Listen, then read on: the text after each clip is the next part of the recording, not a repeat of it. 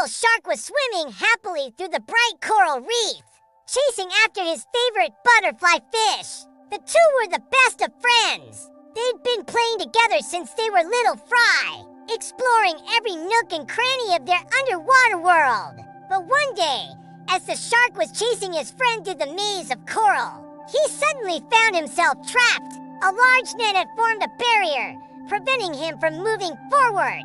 The shark panicked. He thrashed around, trying to break free, but the net was too strong, and the more he struggled, the deeper the net dug into his skin. Exhausted and hurt, the shark slumped against the net, tears streaming down his face. He couldn't understand what was happening or where he was. Fear gnawed at his heart as he realized he wouldn't be able to find his way back to the familiar coral reef without help. A shadow loomed over him. Startled, he looked up to see a large, weathered face peering down at him. "What are you doing here, little one?" boomed a deep voice. The shark recoiled, instinctively thinking the giant must want to eat him. "Please don't hurt me," he cried, bracing for the worst. But the giant didn't strike.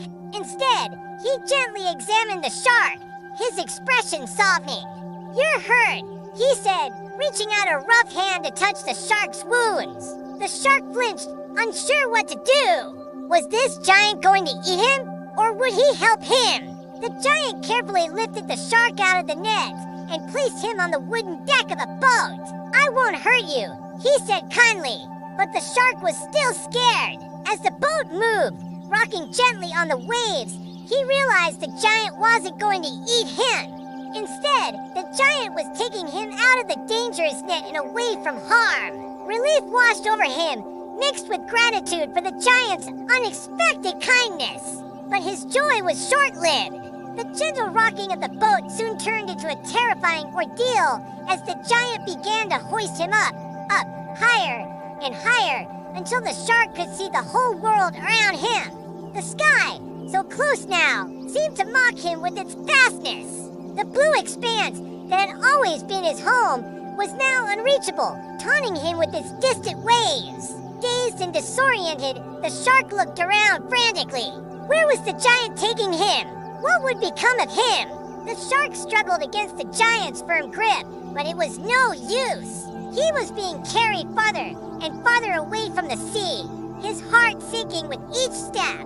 Then he saw the ocean again, but not how it should look. It was trapped inside something transparent, suffocating. The sight of the trapped water filled the shark with terror. He wanted to scream, to cry out in anguish, but no sound came out. All he could do was watch helplessly as the giant lowered him into the confined space. The shark flopped onto the hard surface, gasping for air. The sides of the container were slippery, making it hard for him to stay upright. Fearful and confused, he slid down, hitting the bottom with a dull thud.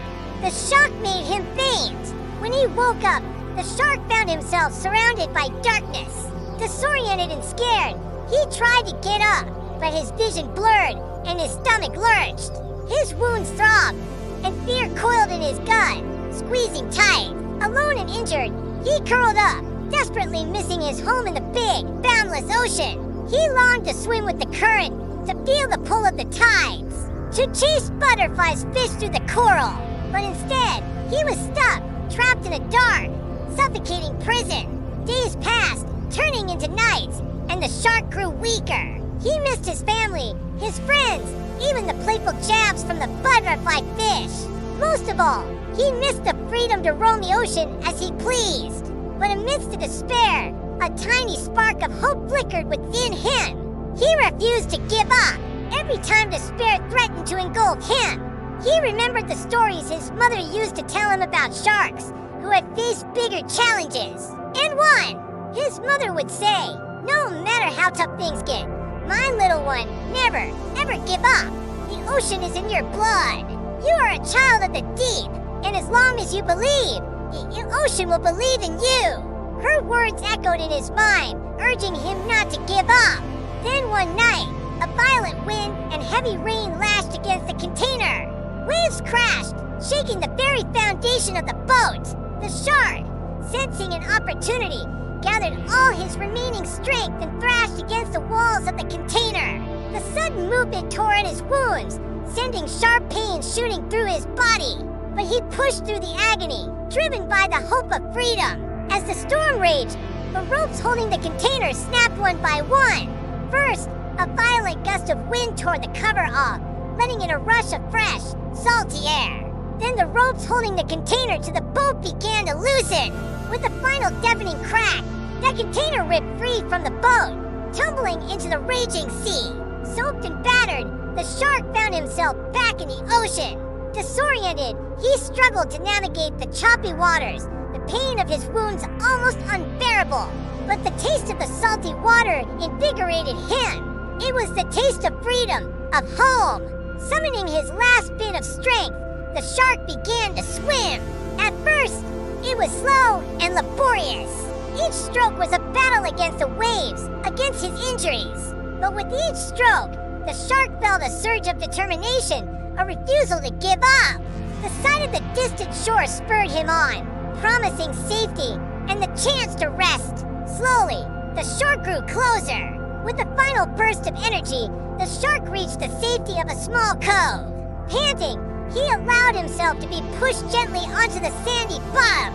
Closing his eyes, he savored the feeling of the soft sand beneath him, the gentle rocking of the water. He had made it! He was home!